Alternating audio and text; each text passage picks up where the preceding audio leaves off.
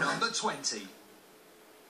Our ascent of Mount Epic begins in the sleepy Welsh village of Llandeilo, where four 16-year-olds, Rhys, Jack, Kai and Ivan, have developed an unhealthy obsession with nettles, the famous weed that stings like a bee.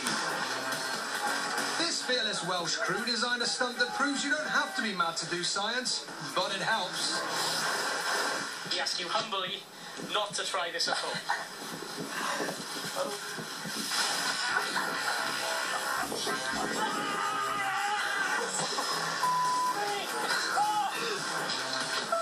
After his brush with the stinging shrubbery, Ivan's pain was on show for all to see.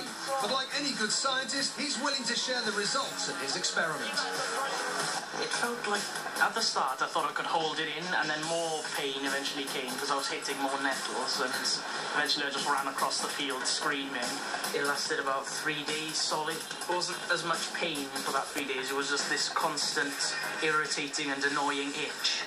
Watching that made me hurt. I hurt for Ivan. This is what the sting nettles did. So how is it that Ivan's encounter with the kings of sting can lead to this world of angry whelp-faced agony?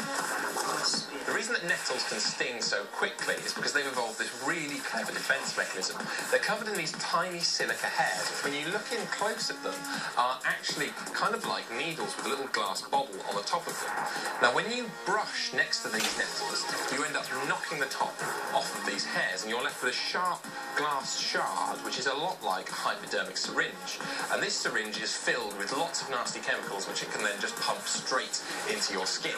There are a few different toxins which get injected into the body. One, which is quite interesting, is histamine, which causes the inflammation. You also have serotonin, and that ends up firing off all of his pain receptors up to his brain. And it ends up tricking him into thinking that something's actually attacking his skin. Which is the perfect deterrent from grazing animals and from Welsh kids rolling in you.